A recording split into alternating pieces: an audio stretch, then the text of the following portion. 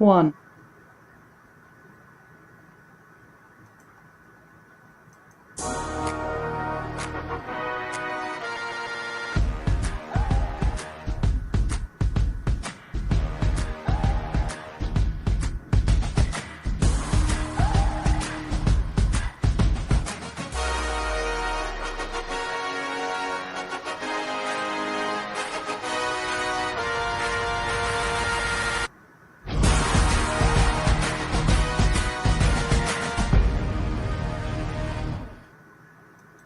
Olá, eu sou o Cristóvão do Enotas e nesse pequeno vídeo eu vou abordar a certificação digital.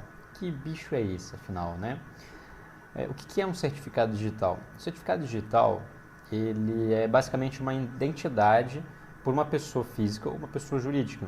Tem também isso para servidor, enfim, não vou entrar nesses detalhes mais técnicos, mas digamos que seja uma identidade que vai te representar perante uma outra pessoa, um órgão, por exemplo, do governo, a sua prefeitura, enfim. Geralmente você ouve falar dele quando você precisa começar a emitir nota fiscal eletrônica, né? Então, esse documento vai te representar, por exemplo, na hora de emitir nota fiscal de serviço eletrônico, na frente da sua prefeitura, para ela saber que é você mesmo que está comunicando com ela. Você fala para ela, eu sou o CNPJ tal, razão social tanta, e aqui a prova, que é o certificado digital. Não todas as prefeituras trabalham dessa forma, tá? Então pode ser que a sua prefeitura não obrigada, não obrigue a utilização do certificado digital, mas aí ela utiliza outros meios de identificação. Mas basicamente é isso. Então é uma identidade. Se você também pode utilizar o certificado digital para assinar documentos. Então, o que acontece nesse processo, bem rapidamente? Quando eu tenho um documento, vamos pegar o caso do Enotas na hora de assinar uma nota fiscal eletrônica de serviço, na hora de mandar para a prefeitura. Não só o certificado digital vai ser utilizado para te identificar, para identificar a sua empresa, mas também para, quando eu falo assinar, é pegar o conteúdo da nota fiscal, que geralmente é um XML, né? Não sempre, tá? Mas vamos pegar um caso mais típico. É um XML, que você não precisa entender o que é um XML, é um formato texto, é um arquivo texto, digamos. E aí eu pego esse conteúdo e falo para o certificado, olha, assina para mim. Aí ele vai e retorna um código que ele gerou através do conteúdo desse arquivo que eu passei para ele. Por que isso?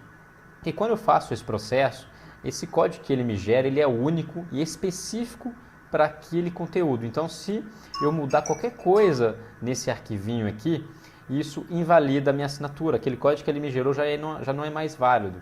Então, isso garante que quando eu assinei aquele documento, ou seja, aquela nota fiscal, ela estava daquele jeito que eu passei para o certificado. Então, se alguém posteriormente mudar alguma coisa nesse arquivo, isso invalida a assinatura e logo aquele conteúdo perde validade. Então, é por isso que o certificado, na hora de assinar documento, ele tem valor jurídico e fiscal. E quando uma prefeitura pede para você enviar as notas por XML, geralmente o que tem valor jurídico e fiscal, como o caso, por exemplo, de Belo Horizonte, é o XML, justamente devido a isso. Porque se eu mudar alguma coisa, a prefeitura vai ter como saber que alguma coisa foi alterada, porque a assinatura já não vai estar válida mais, entendeu?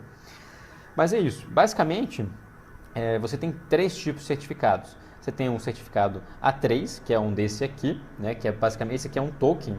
Então é um dispositivo físico que eu tenho que colocar na minha máquina, tipo um pendrive, mas é claro que eu não posso colocar arquivo dentro dele, tá? Então esse é o A3 em pendrive, e um tokenzinho. E tem o leitor de cartão, que é basicamente a mesma coisa. E tem o certificado A1, que é o contido em arquivo que o Enotas, por exemplo, usa. E aí algumas pessoas podem dizer, mas o A3 é mais seguro e tudo mais.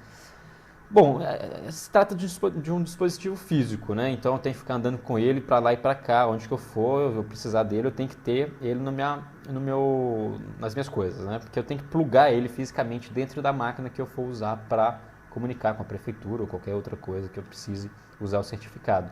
Então o A1, ele fica no computador instalado e aí você não precisa de mais nada, é só usar a senha lá e pronto. Agora, o token realmente tem que ter essa coisa a mais de ficar andando com ele, né? Agora, a questão da segurança em si, por exemplo, vou te dar um exemplo do Enotas. O Enotas utiliza o A1 exclusivamente, então ele criptografa esse certificado e deixa ele dentro do sistema, dentro do banco de dados dele. Isso não é possível com o certificado A3, porque precisa do dispositivo físico, né? E aí você me fala, mas então, é mais seguro.